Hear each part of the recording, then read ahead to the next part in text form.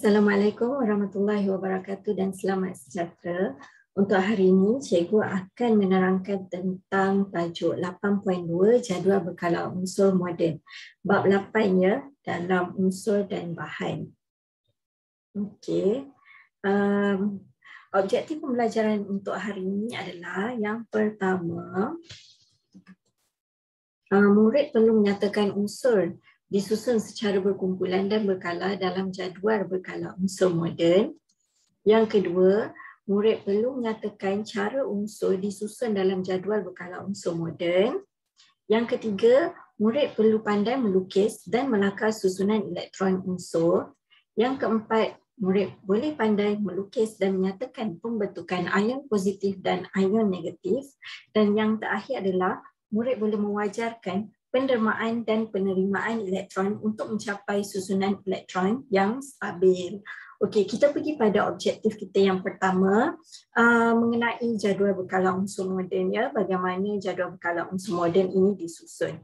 Okey, kalau kamu tengok, ini kamu dah pernah lah sebelum ni tengok masa kamu tingkatan 1. Okey, ini adalah jadual berkala unsur moden. Okey, jadual berkala unsur moden ni terdiri daripada disusun macam mana. Kalau kamu tengok dekat sini, dia ada terdiri daripada kumpulan kan.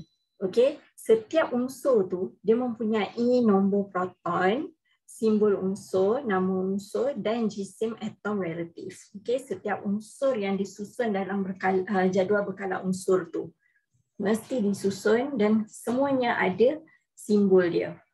Okey, simbol dia tu pun bawah tu ada nama dia, yang bawah tu jisim atom relatif. Yang atas sebelah sini, sebelah kiri atas ni adalah nombor proton untuk unsur hidrogen. Okey. Okey, kita balik semula kepada jadual berkala unsur moden. Okey, kalau kamu perasan setiap satu ni ada simbol, nama, jisim atom relatif dan juga nombor proton.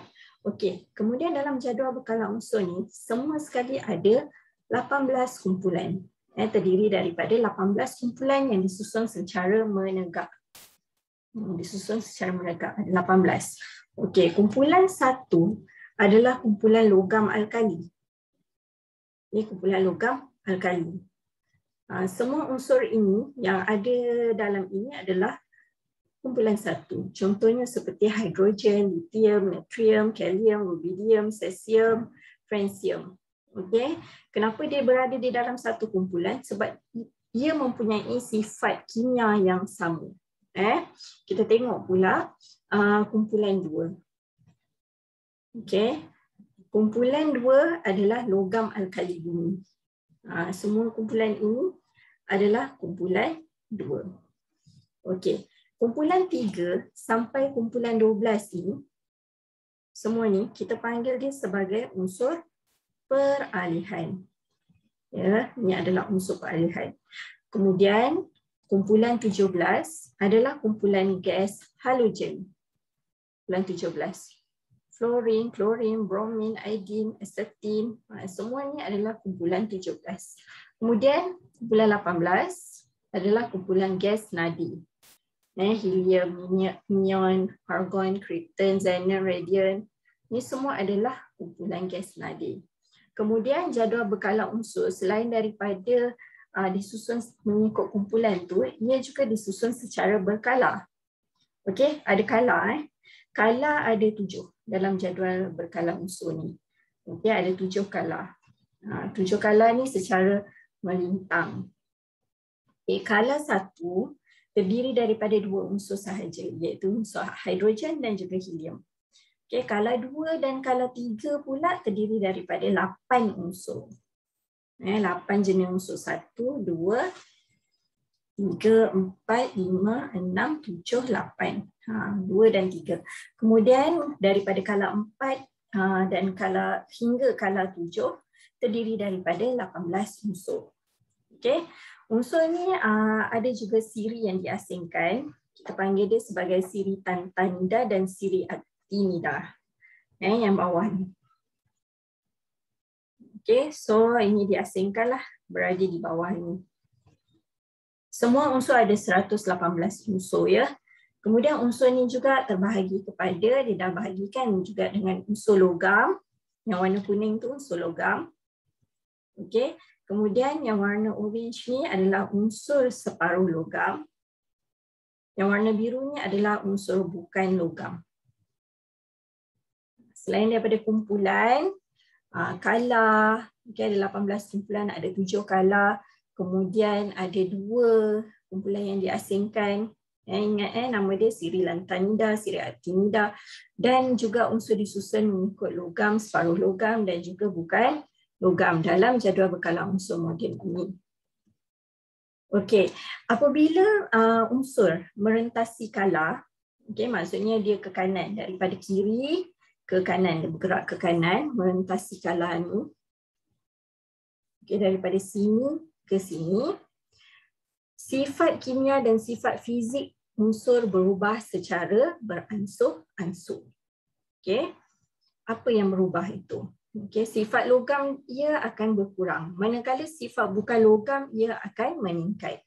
Kalau kamu perasan daripada sebelah sini dia logam kan? Lepas tu dia jadi separuh logam dan kemudian dia menjadi last kali bukan logam. Okey, sifat bukan logam dia semakin meningkat. Semakin dia ke kanan, semakin dia meningkat sifat bukan logam.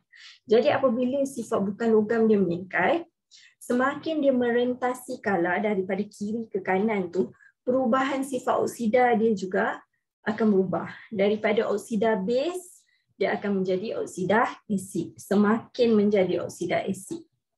Okey, kalau kita tengok sebelah kiri ni oksida base, tapi semakin lama dia akan berubah menjadi oksida asid. Okey, seterusnya sifat kekondaksian elektrik juga semakin berkurangan. Okey, kamu tahu kan konduktor elektrik yang paling bagus adalah logam. Okey, so sifat kekondaksian dia pun semakin lama kan dia semakin jadi bukan logam. Jadi sifat kekondaksian elektrik dia juga akan berkurangan. Okey, kita pergi kepada objektif kita yang kedua. Bagaimana unsur ini disusun dalam jadual berkala unsur? Okey, susunan unsur dalam jadual berkala unsur ni adalah mengikut kenaikan nombor proton. Okey, kalau kamu tengok kenaikan nombor protonnya ini kan sebelah kiri atas tu adalah nombor proton. So ia akan disusun mengikut kenaikan nombor proton. Contohnya unsur yang pertama disusun ni adalah hidrogen. Sebab nombor proton dia 1. Kemudian disusun pula sebelah sini 2. Dia susun ke kanan mengikut kala dulu, lepas tu ikut kumpulan. Lepas tu ke bawah 1, contoh 1, 2, 3, ni nombor proton ni, 4, 5, 6, nombor proton makin meningkat kan, 7, 8, 9, 10, 11, macam itulah hinggalah seterusnya sampai unsur tu disusun sehinggalah ada 118 unsur. Okey, unsur dalam jadual berkala unsur moden ada 118. So dia susun buat kenaikan nombor proton. Okey, nombor proton tu apa? Nombor proton itu adalah bilangan proton yang terdapat dalam nukleus sesuatu atom. Okay, masa tingkatan 1 kamu dah belajar dekat dalam nukleus sesuatu atom tu, okay, adanya nombor proton, bilangan proton dan ada neutron. Okay, keliling nukleus ni ada elektron. Kan, form 1 ada belajar. Okay. So ini zarah-zarah yang membentuk atom. So inilah protonnya yang ada dalam nukleus tu. Ia disusun mengikut nombor proton. Okey, kita tengok bagaimana nak susun, ni objektif ketiga. Bagaimana kita nak menyusun elektron unsur ni. Okey, first kali kamu kena tahu. Kita bagi contoh ni lah. Unsur oksigen. Ni simbol unsur tu O. Okey, kamu kena kenal. Dan ini adalah nombor proton. Dalam susunan elektron, unsur apa yang paling penting kamu kena kenal adalah nombor proton dia. Okey, nombor proton. Okey. So yang ni kamu tahulah tadi cikgu dah bagi tahu jisim atau relatif. Okey, tapi yang kita akan guna untuk susunan elektron unsur ni adalah nombor proton. Okey, so kalau nombor proton nombor proton oksigen adalah 8. Okey, bagi atom neutral bilangan proton adalah sama dengan bilangan elektron. Baca betul-betul dan fahamkan proton sama dengan bilangan elektron untuk atom yang neutral. Okay. So kalau dekat dalam jadual berkala unsur moden tadi semuanya disusun atom neutral lah. Semua disusun mengikut atom neutral. Jadi bilangan proton sama dengan bilangan elektron. Kalau nombor proton dia 8, bilangan proton dia juga adalah 8. Okay. Jadi kalau sama, bilangan elektron dia berapa? 8 juga. Kalau bilangan proton dia 8, bilangan elektron dia juga 8. Okey. Dia sama. Sebab apa sama? Sebab ini adalah atom neutral. Okey. Kita tengok macam mana nak susun elektron unsur tu. Okey. Ini adalah nukleus. Okey. Kemudian ada petala 1. Petala 1. Ada petala 2. Kita panggil petala yang kat bahagian luar untuk susun elektron tu kita panggil petala. Ini pula petala 3. Okey. So, kita boleh susun bagi atom-atom yang mempunyai nombor proton 1 hingga 20. 2 elektron diisi pada petala pertama. Okay, maksudnya boleh isi 2 elektron. Maksimum boleh isi 2 sahaja elektron pada petala pertama ni. Okay, 2. Lepas tu kita buat titik macam tu. Okay, petala kedua kita boleh isi 8 elektron. 1, 2, 3, 4, 5, 6, 7, 8. Okay, 8 elektron. Okay. Yang ini kamu boleh sama ada boleh dalam bentuk X ke, kalau kamu suka, ataupun bulat-bulat pun boleh terpulang. Tak salah pun sama ada kamu nak buat titik bulat ataupun X. Okey. Petala 3 juga 8 maksimum untuk unsur yang mempunyai nombor proton 1 hingga 20. Okey, so macam ni lah maksimum dia. Ingat, maksimum boleh isi ni. Okey, kalau dah penuh isi ni, kemudian barulah kamu boleh penuhkan yang 8. Okey, kita tengok pula yang sebelah contoh dia lah. Okey, macam mana nak susun elektron unsur oksigen ni. Okey, so ni unsur oksigen. Kita tengok ini adalah nombor proton. Pertama sekali kamu kena kenal dulu nombor proton dia. Okey. Kemudian kalau nombor proton 8, bilangan proton adalah 8 juga. Bila bilangan proton 8, untuk unsur yang neutral, bilangan elektron ia juga adalah 8. Okey, so kita buat susunan. Okey, ni oksigen. Okey, maksimum 2 kat petala pertama. Okey, kemudian kita susun pula ke petala yang kedua. Okey, sebab ni maksimum boleh 2 je kan.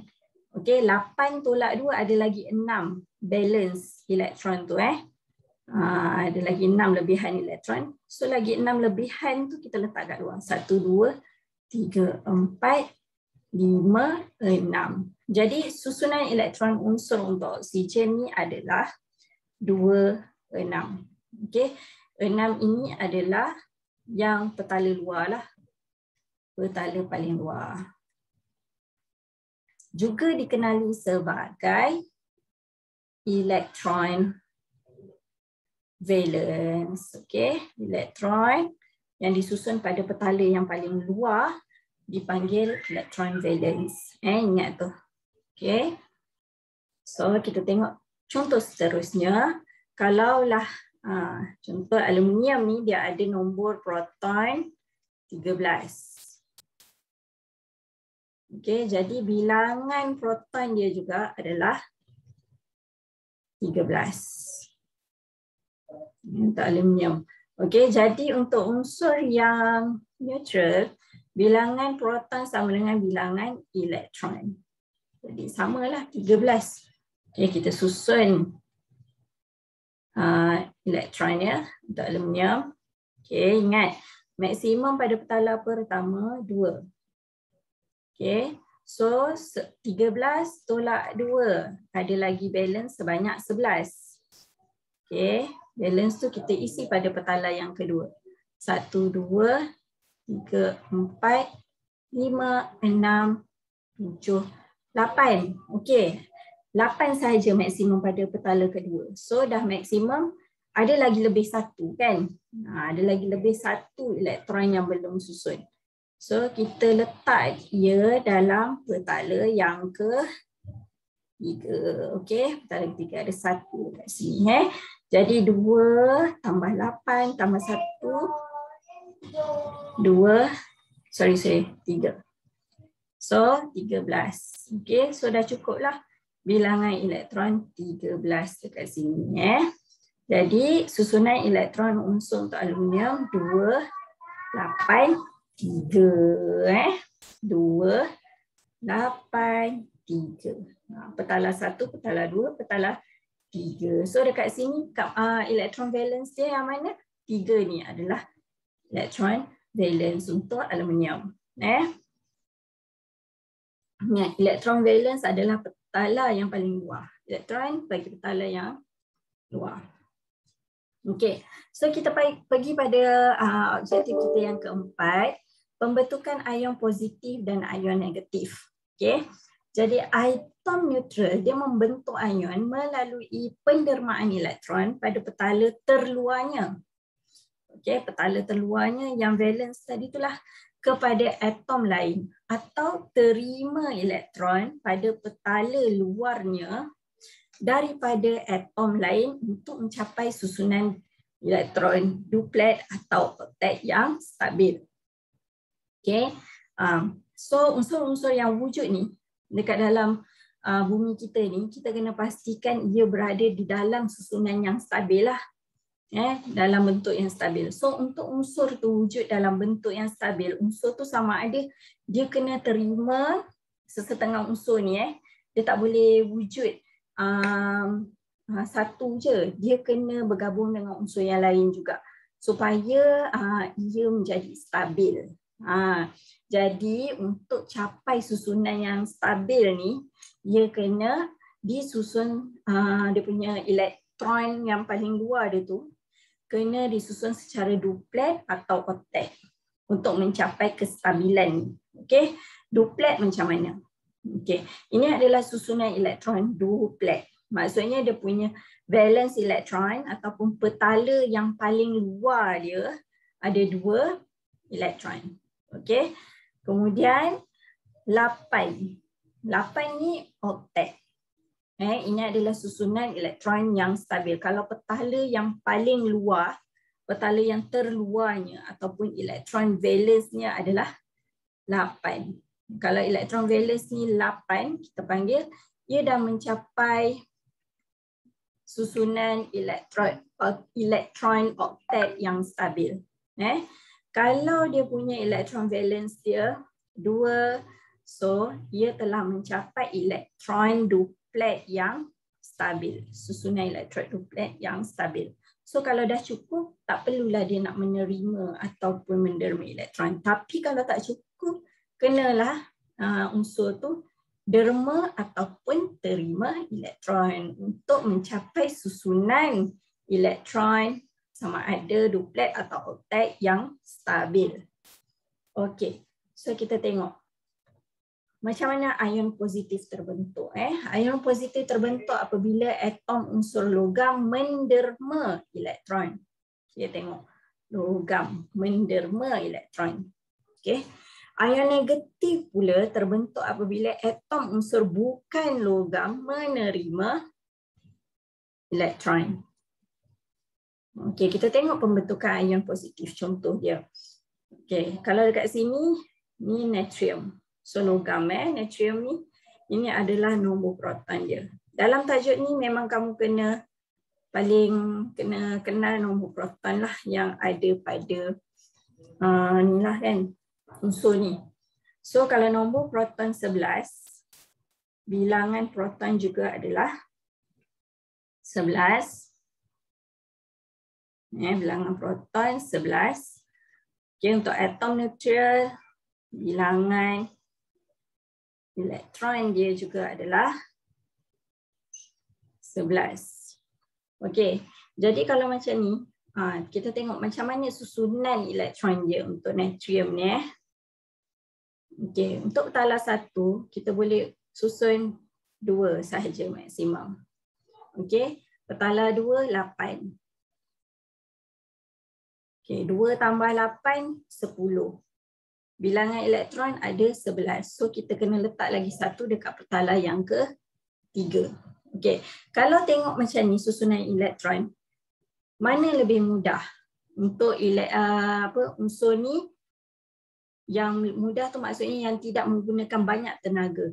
Kita nak derma ke untuk membentuk susunan elektron yang stabil tu? Nak derma ke nak terima elektron? Okey, nak capai susunan yang stabil kena mencapai oktet. Maksudnya 8 petala luar, 8 elektron pada petala yang terluar. Nak mencapai oktet. So nak terima 7 elektron ke nak derma 1 elektron yang lebih mudah. Yang tidak menggunakan banyak tenaga untuk unsur ni. Lagi senang kalau kita derma 1 elektron, tolak 1. Lebih mudah daripada terima 1. So unsur ni dia akan menderma 1 elektron dia yang ini. Yang petala yang paling luar ni ataupun elektron valence ni dia akan dermakan kepada unsur yang lain untuk mencapai oktet. Okey. So daripada mula-mula tadi susunan elektron untuk unsur natrium tadi tu adalah 281. Bila dia dermakan 1, dia akan jadi susunan ion. Dia akan jadi susunan ion untuk unsur natrium. Okey, jadi susunan ion natrium adalah 28. Ni ion natrium. So kalau soalan tu minta susunan ion, awak kena bagi betul-betul lah susunan ion. Jangan bagi susunan elektron dia pula.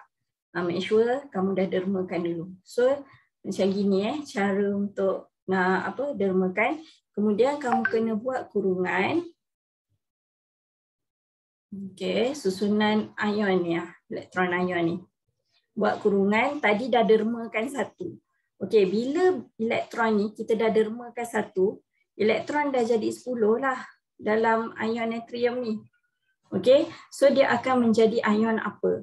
Kamu tengok proton dengan elektron mana lebih? Kita tengok sini 11, sini 10 kan. So proton lebih 1 berbanding dengan elektron. So kalau dia lebih 1, terlebih 1, kamu dah belajar dah. Kalau proton tu positif, elektron charge dia negatif. Jadi bila dia terlebih charge positif 1 kat sini kamu kena tulislah positif. 1 tak payah tulis. Melainkan kalau dia dermakan 2 elektron barulah awak tulis positif 2. Macam tu Tapi dia dermakan 1 positif sahaja. Ingat kena buat kurungan. Ini kalau kamu nak buat susunan ion natrium. Susunan ion mesti ada kurungan. Okey. Next, contoh seterusnya macam mana nak pembentukan ion negatif. First kali tengok nombor proton. Okey. Kemudian kita tulislah kat tepi bilangan proton 8. Jadi bilangan elektron untuk atom yang neutral 8 juga. Okey. So macam mana nak mencapai oktet? Ini oksigen. Okay, first kali kita susun dulu susunan elektron untuk oksigen bagi atom yang neutral. Okay, maksimum 2 petala pertama. So 8 tolak 2, 6. So ada lagi 2 balance. Ada lagi 6 balance. 1, 2, 3, 4, 5, 6. Okay, so dah cukup. Jadi susunan elektron untuk unsur oksigen adalah 2, 6. Okay, dah capai kestabilan belum? Kestabilan elektron tu belum. Okay, nak capai oktet kena terima ke derma? Terima ke derma? Kalau nak mencapai duplet atau oktet tu. Kalau nak kata dia derma, dia kena derma kat 6. So tenaga yang digunakan banyak. Berbanding kalau unsur ni menerima sebanyak 2 elektron daripada unsur yang lain.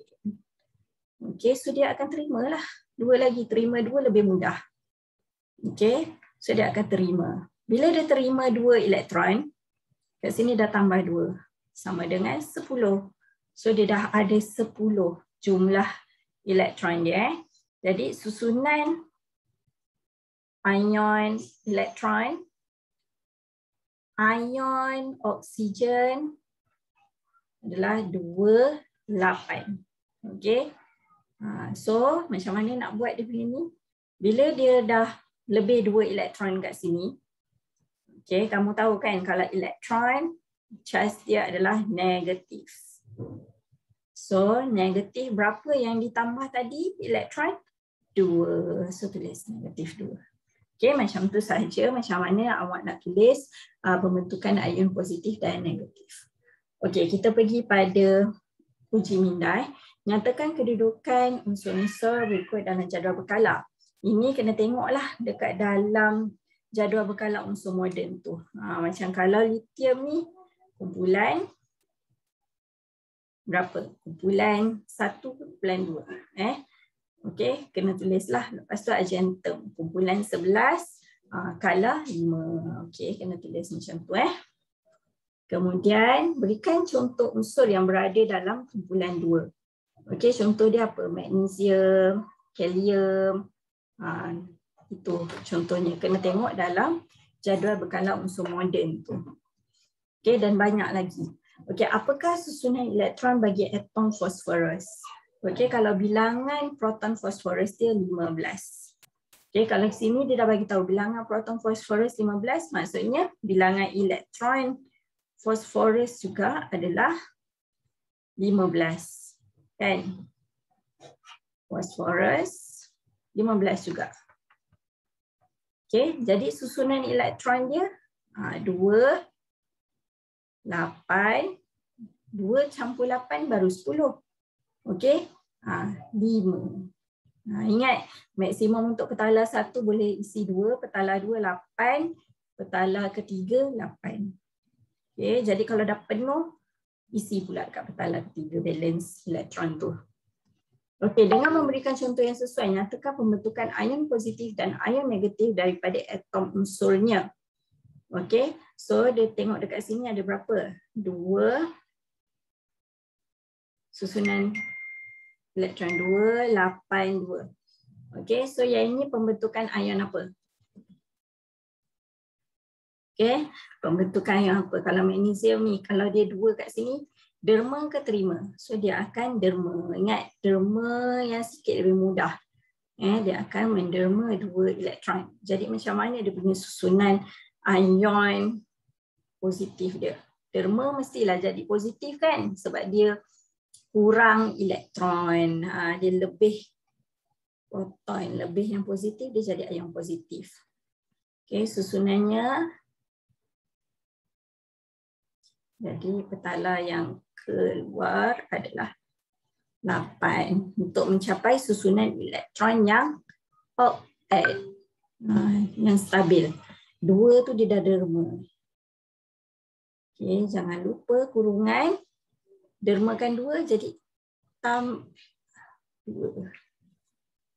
Okey, sebab ion dia dah, ion negatif dia kurang. Okey, so 2, 8. Tambah 2 Okay, next ini fluorine. Fluorine ni dia ada 2, 7. So, dia nak derma ke terima? Nak capai oktet. Mestilah terima, tambah 1. So, dia akan jadi 8 lah kan? Okay, so kita buat susunan elektron dia untuk ion negatif. Kenapa negatif? Sebab dia lebih, dia tambah ion. Okay, so ion dia dia punya elektron dia lebih daripada dia punya proton, bilangan elektron dia. So dia tambah 1 kan, untuk menjadikan dia oktet. Okay, so tolak 1. Sebab apa tolak 1? Tolak je patutnya. Tolak 1 boleh, tolak pun boleh. Sebab apa? Sebab dia tambah, dia terima elektron.